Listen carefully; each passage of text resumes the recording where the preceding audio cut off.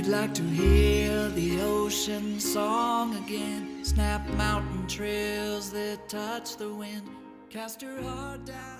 I love seeing all of you today.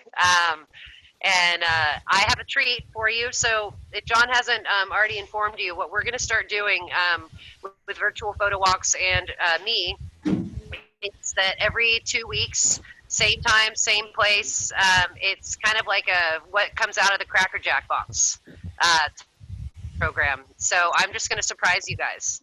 And which is fun for me because it means I get to be innovative and share different things with you that I normally don't share with most people. And I have a treat for you guys today.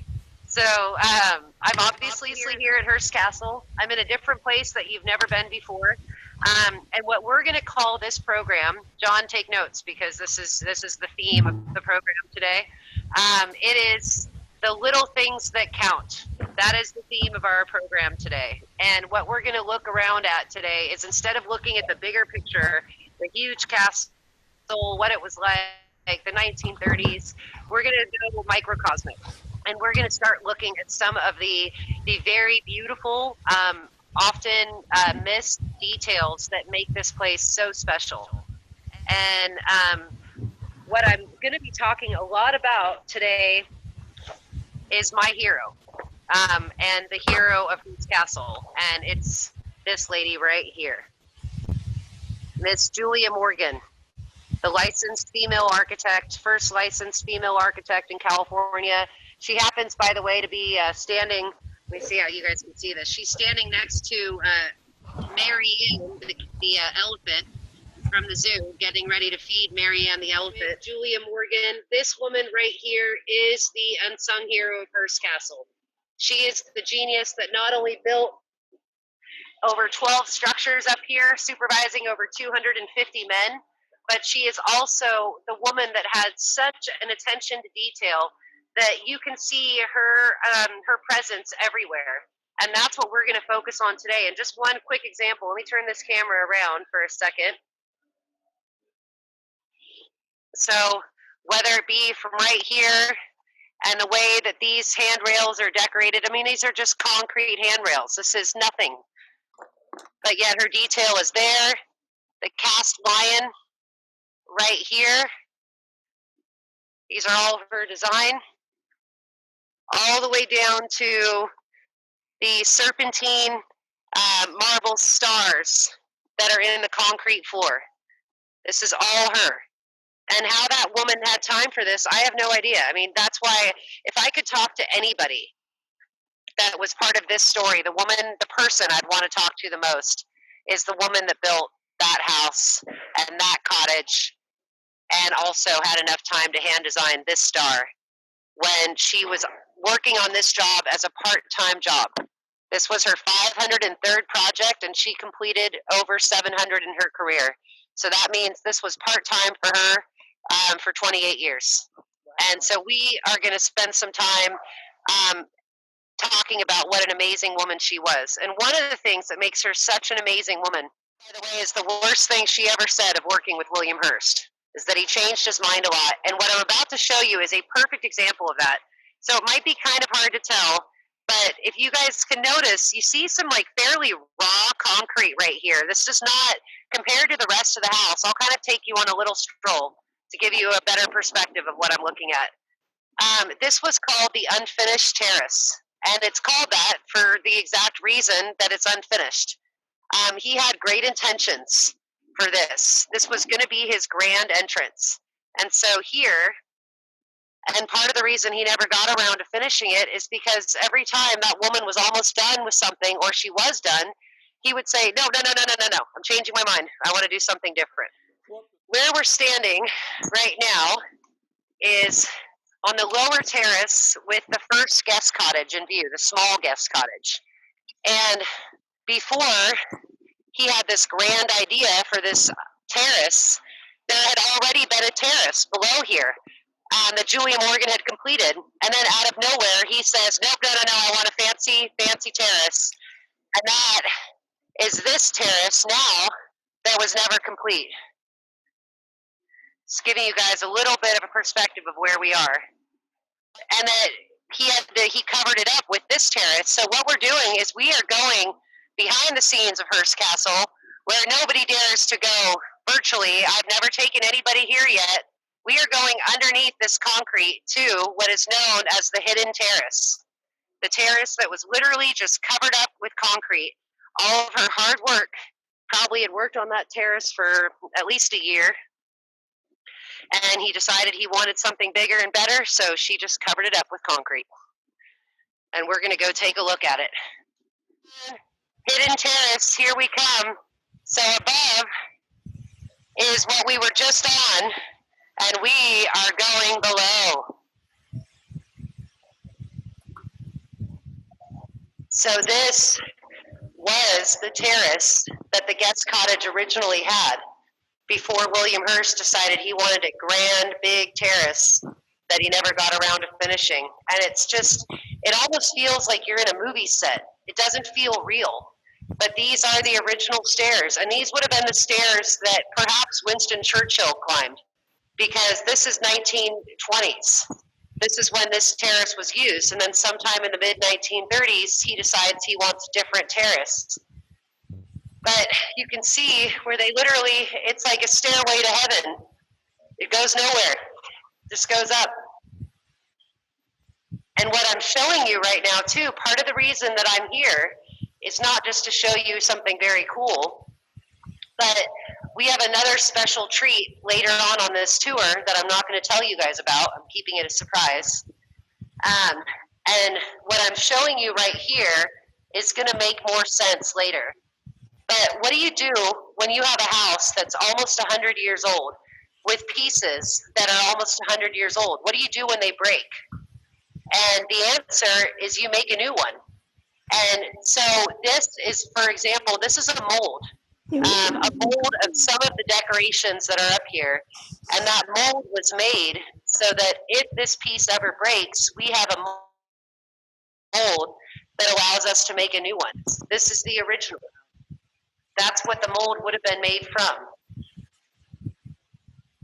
Those beautiful little details in the handrail I just showed you, there's an example of one of them right there. So what happens when that breaks? Well, we have a mold that's already made and ready to build a new one. So you guys are really getting an opportunity today to not just see that it's the little details that count, but to see how it's all done. Now I'm going to zoom in on this picture because this picture actually shows the original terrace as it looked, which is the terrace we're standing right next to.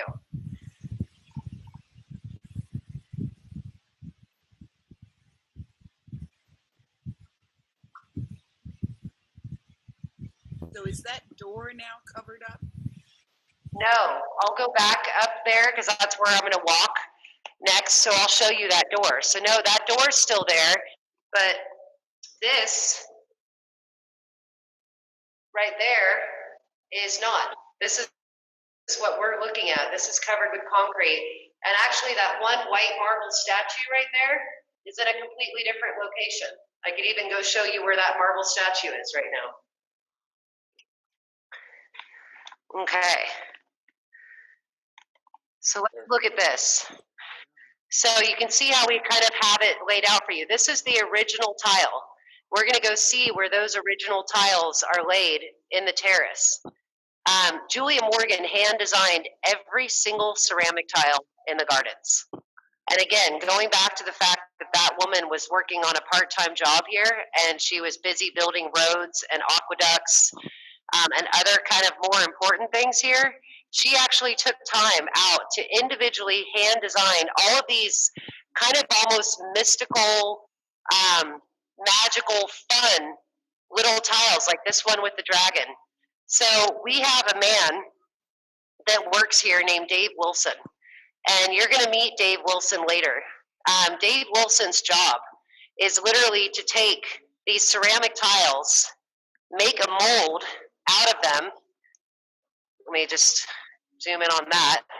There's his mold, and have this available for whenever the original breaks, he can then make a new one.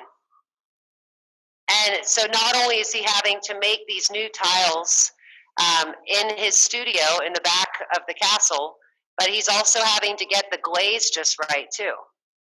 And these are things you don't think about because they're so small compared to the bigger picture here. But this is one of the very kind of, I guess, you wouldn't have thought about it, but one of the probably the cooler jobs up here is that Dave Wilson has this huge shop in the back, and he gets to replicate Julia Morgan's beautiful artwork. That is seriously cool. All right, so we are going to leave the hidden terrace behind. I'll give you guys one more look. I'll put the tripod down, give you one more look at the hidden terrace. This is not seen very often at all, just so you guys know. This is not seen on tour. This is one of the special kind of little magical places of Hearst Castle. And we're going to leave this behind, and we are going to go take a look at some of those beautiful ceramic tiles that were made by Julia Morgan almost 100 years ago. And then we are going to go over to the studio and see where the magic happens. We're going to go meet Dave and see him at work. So does that sound good, you guys? Yeah. All right. Yeah, so do not miss 2 weeks from today at 2 p.m. Eastern time, because we are going somewhere pretty cool, and I'm not going to tell you where. All right. All right, so Zoe, you had asked about that door, Oh, and you can tell right. that there's the door that you were seeing in that picture before, but that terrace that we were just standing on is buried underneath this cement.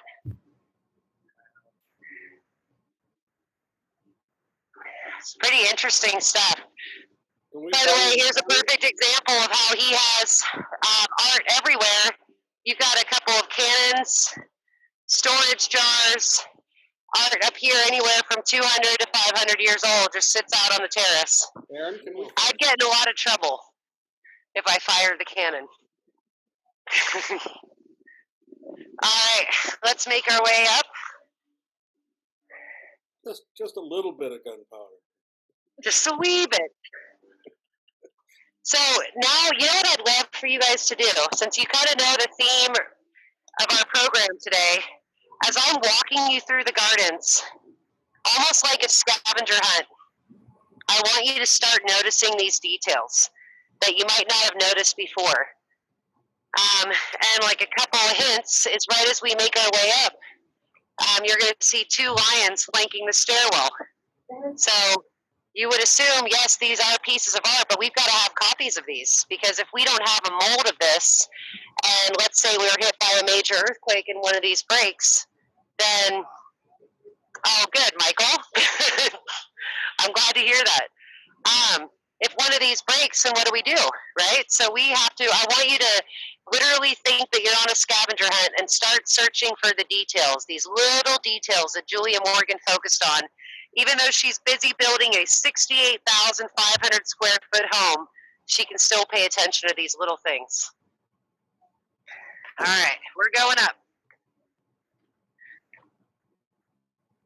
Besides these 2 lions right here, you might notice something else as we make our way up. It's a little bright right now, so let's just pause right here. And again, when you're not looking at the castle, you might be looking at this. You might start to notice these little things. You guys remember that dragon that we just saw? Yeah.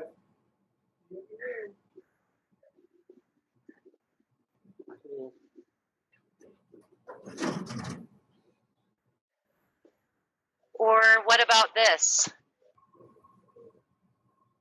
What do you do with that when that breaks or that needs to be replaced?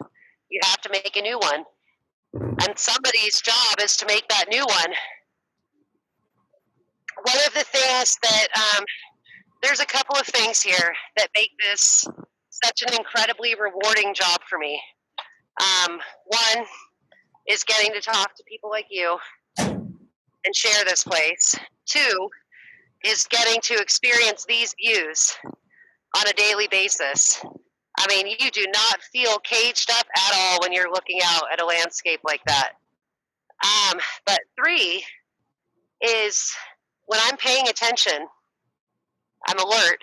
I notice new things here every single day that I never saw before, and I notice how whimsical they are, and they just make me smile because I think the people that worked on this house really enjoyed themselves. And even looking here, we're about to walk up some stairs. What's the big deal about the stairs? Well, let's look at what's underneath them. Little mini castles, Oh my. right?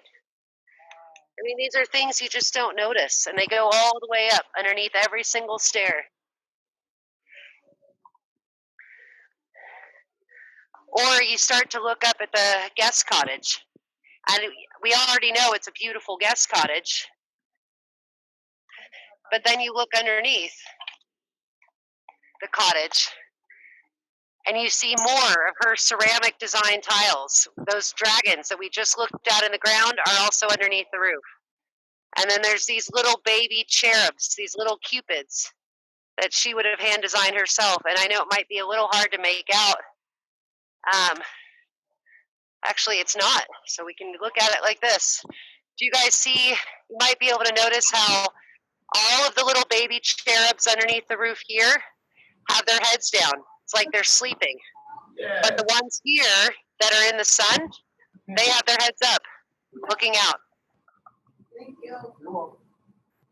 I mean, this is pretty incredible that she had that much foresight, I guess. Oh yeah, that's amazing.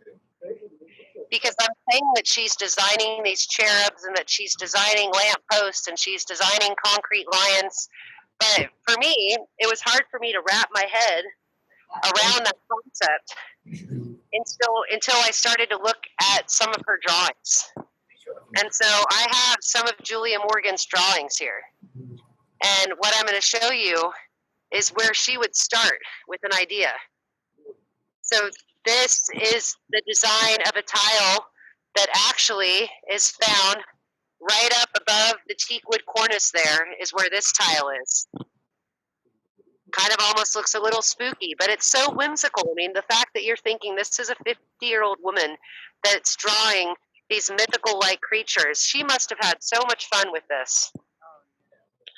Just like the baby cupids that are underneath the roof of this cottage that I just showed you, here's another design of another figure that is somewhere else in this on the hilltop. So that same idea of like, okay, I'm going to design something that goes underneath the roof. And this is what she comes up with. Yes, that's my top. My top.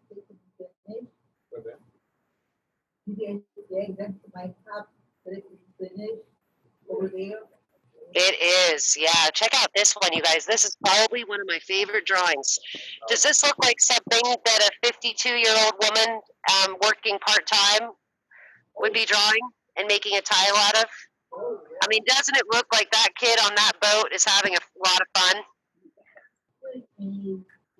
I think that the architect building this house was having quite a lot of fun, too.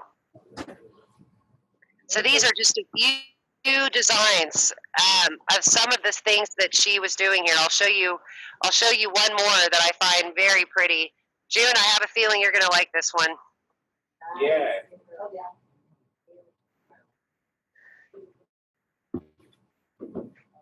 I mean, I don't know about you guys, but I see a woman. I see a woman that was incredibly talented with a lot of passion that used this place as an opportunity for her to express her creativity. Yeah, great imagination too. Yeah, and that's why I personally say that if it wasn't her working on this, we all wouldn't be here. And you guys have all seen the Roman pool, and we'll go back there later. But look at where she started with her design for that. Oh wow! Right? Looks pretty similar. Mm-hmm. Sure. I mean, how many of us would love to be able to have a visual design idea and be able to turn it into reality? And I think that's what she had the opportunity to do here. She was very blessed and very lucky. Yeah. But you know what's really interesting is that she, you know, she was never, it wasn't that she was never appreciated Mm-mm. during her career. She was appreciated. She was very talented, and she was very popular. She was a very popular architect because everybody knew she was building stuff that would last. But she never got famous. She never got the clout that, let's say, someone like Frank Lloyd Wright would have gotten, because she's a 99% female. of them don't until they died, Exactly. unfortunately. Now, I don't know if I even tried to show this to you. Let me go back, because as I mentioned, she's not just the tile artist. She's not just the architect. She's not just the interior decorator, but she's also the landscape architect. So she designed this entire garden. And then here, I'm just going to pause here for 1 second. When this garden initially was designed and the front of this cottage, the color scheme for the flowers here was supposed to be blue and yellow. And there actually was, where this hydrangea, and I'm sorry, freesia is now, there was this blue flower. And so she knew this was going to be a blue and yellow flower scheme out here. So what does she do? Blue and yellow ceramic tiles to go with the blue and yellow flower scheme.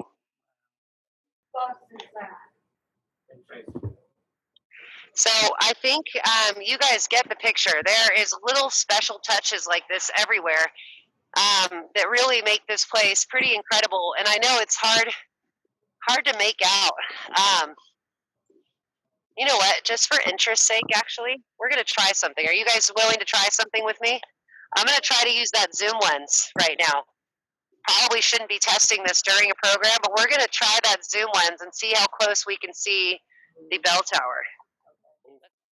So, you guys, my buddy Michael, you guys want to meet Michael actually? Here, Michael, get on camera. Get over here. Say hi. So here, now we'll let him look at the screen for a second. So these are actually, this is more than just a program. These are friends. Oh, cool. So we're turning the camera around for a second. Michael is a fellow guide, and Michael and I actually play music together too. So when we're not up here giving tours of Hearst Castle, he and I sing and play guitar together. That's a good time. You'll have to do us a thing of that probably one night. You know what? A I'd love to night do that. out. I do stuff for them. I do stuff for them when I'm not here. I get a whip ball. So June is in Kansas. Zoe is in Northern California. Jamie is in Florida. You can't see Jamie right now. Where's Jamie? Nope, Jamie's not there. I'm right here. Oh. Hi, Jamie. John's in Canada. And where is it? New York? Where are you guys at Tech today? Yeah, where Michael wants to know today is. In Buffalo. Buffalo, New York. Yeah, Buffalo, New York, near Niagara Falls. All right. So you guys, we're going to try something. Hold on. I'm turning the camera away from me. We're going to try this zoom lens and see what happens. Are you seeing anything yet? You take your hand off the lens. Shush. Hold on. Yeah, seeing a nice shot of inside the lens. Slide it down a bit. Got to get it right centered over the camera. There it is. Hold it. There you go. Hold it now. Focus it. I'm trying. Use the focus ring. There, your There focus. you Now go. pan up. All right, guys, ready? Let's go up. Get on. See what we can see. This is a lens provided by CamKits. CAMKIX to us. Shorter. Perfect. Oh, goodness. And you guys, all of those tiles, even all the way up there where nobody would get up to, all of those tiles were designed by Julia Morgan. Hold it dead steady right there. Go up. That's pretty darn good. That's really cool. Thank you, Cam Kicks. Look at that. Look at the detail. Oh, wow. Pan up just a bit. Up. There we go. No. Okay, Wow. Thank you, Michael. Dear. that's lovely. Wow. Of the So balcony, yeah. using this zoom lens, you guys, I'm sharing what I'm doing with some people. So hold on just one second. This zoom lens from CamKick, so it's getting a close up of that. But she's in Northern California. They're in Buffalo, New York. June's in Kansas, and somebody is also on here from Florida and Canada. So this is our distance learning program. Oh, nice. And then from here, I can look up. You guys want? Right now, you are looking at just the top part of the window that's about 30 feet away from us. It's pretty neat. It's pretty cool. Isn't that cool? You How know, about that, Gary? No. nice. Pretty cool stuff. You know, Oh, thank you guys for letting me test run this with you. you know what we could do? This is a telephoto lens that John had donated to me from a company called CamKicks. This lens just let us see the ceramic tiles on the bell tower. Yeah, right? So we're super excited. All right. So let me introduce my crew here. So this is a very special group. This is through a company or a nonprofit called VirtualPhotoWalks. And John, who's not on camera right now, is the founder.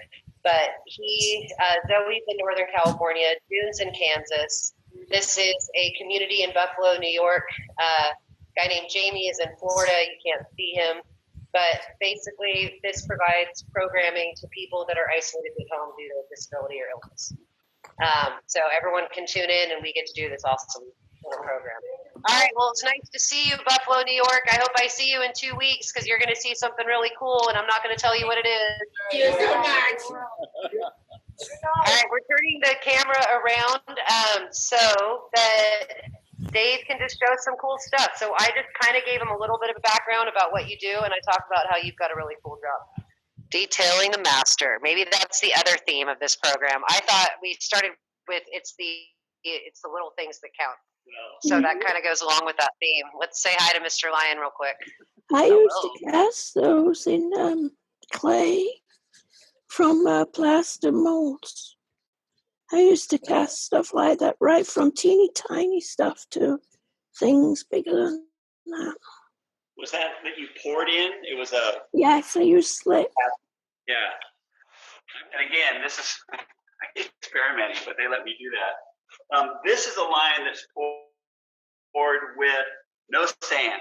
It's cement and something called perlite, which is, it's like pumice dust. So it's volcanic dust. So it doesn't weigh anything, but it still works as an aggregate. So you can replace this or replace sand with this, in essence. So I made one out of that, and so this one I can pick up. Oh, Now, wow. it weighs about 60 pounds or less. So from that to 200 something pounds, that's a big improvement. You know, if you need to. And then Can I feel? I'm going to feel it. Huh. And then if you look up close here, you can see some of it. This is playing around with putting metal powders in wax and coloring. You can get an antique effect like antique bronze. And that's wow. what I'm doing here. I'm putting metal powders in wax and oxide stains and mixing it in. So this was actually, the first time I tried it was all a mistake. And all this rubbed off, but still it looks like old bronze to a degree. Mm-hmm. It could be better, but that's sort of where. And as you add wax to it, what I really want is the light effect. So I really want that effect or that effect. So if I keep working it, see how it comes out, the metal color comes out there.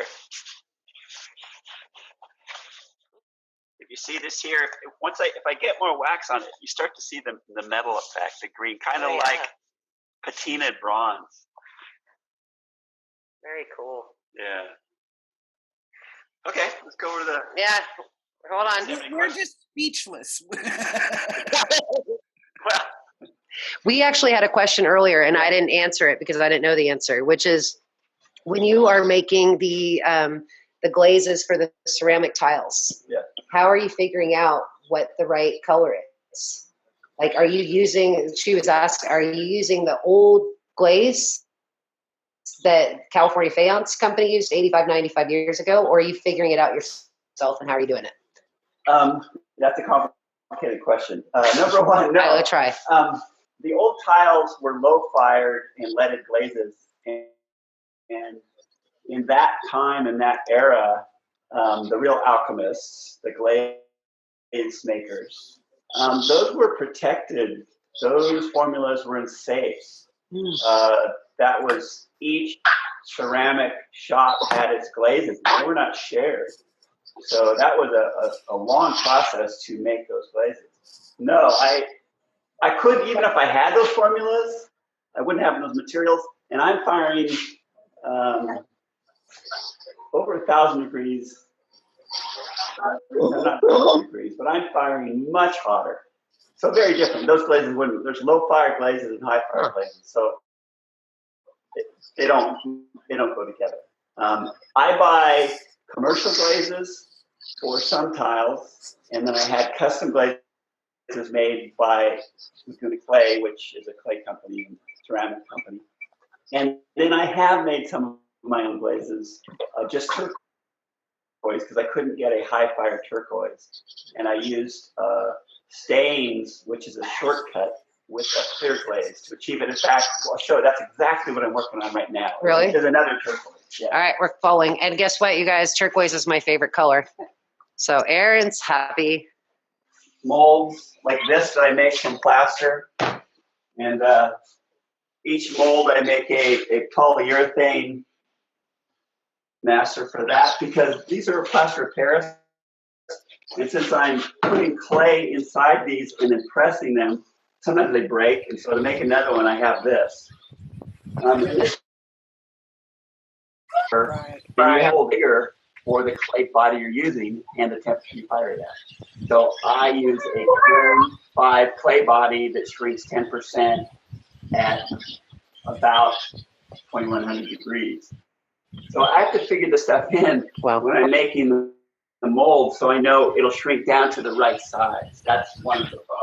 A fountain, and they're all turquoise. These are drying. They've just been pressed. Well, they've been pressed a week ago. They're not dry enough. Yeah, this one's lighter. That's dried more. This one's not dry enough. I'll fire them one time. That's the bisque fire. It takes the chemical water out. Then I'll glaze them and fire them again. That's the glaze firing. And this smaller kiln is a test kiln. I have a lot of little tiles that I'm testing colors on. I'm combining colors. And this is where sometimes how I achieve a color. I have one color under another color, and then I see what the effect is. And that's what I'm doing right now. And again, with glazes, the color you see is not the color after the firing. So if you don't label your glazes, you'll be completely lost, because there's not really a clear indication of the pre-fire color versus the fire color. And this is, here's the tiles that I just pressed, wet clay. And these are the original ones here that I'm trying to reproduce. You can see this turquoise, it's not the same, it changes. So the original turquoise that was never set, so this is not weathering, this is just the original turquoise. It's got all sorts of different variations of it. So I need to find one that I like that seems to work. In the past, I did make a turquoise, or in fact, for the bell tower, which you saw through the telescope. And here's an example of what I made. So that's an original tile, and that's one that I made. I couldn't get the turquoise perfectly because this turquoise has 2 different colors in it. So luckily, those are really far away. So people can't, be that picky about it. It's pretty close. Here's an original tile, never set. Okay, never set. So there's no weathering to it. Here's what the same tile looks like next to a fountain. Okay. Oh, wow. Yeah. So here's the same tile again, but it's been cleaned up a little bit. Okay, so if I'm going to reproduce a tile that's going to go out there, what glaze colors do I try to make? So I tried to kind of compromise, and that's one of my attempts at making one look older, sort of. Again, it's not a perfect science. It's always trying to, and what I think is good one year, the next year I'll hate, and I'll change it. You know, I'm never satisfied. It's always changing. So there's like no set method to this. It's a constant evolution. This is the one that I like the best. But I'm doing another test of it. What I'm trying to get is I'm trying to get a light color with a dark on top, and that's the challenge. I can get the light color underneath, and I can get the darker color, but to get the light with the dark on top, that's the challenge. And so this one, it's very subtle. There's some darkness in it. So I'm working on this one. What do you guys think? Is that your favorite too? And I get a lot of really pretty tiles, but they're not the right color. Right. Yeah. Did you guys have fun? Very much. Hey, well, nice to meet you. I'm glad I could share some of this stuff. Yes. That's interesting. Thank you. And do you guys, so maybe I'll ask, but do you guys want to see Dave again sometime? Sure. I'd be happy to do it. I can talk and talk and talk. I think we have something in common. That's why we like each other. We'll keep him. All right, you'll keep him. Good. If you cut past June, you're good. You're through the gate. Yeah, we'll have a night out. Thank you so much. I'll see you in a couple weeks. You'll see Dave in probably a month or so, and we'll just keep the adventures going. Thank you. My pleasure. See you guys. Bye. Bye. Bye.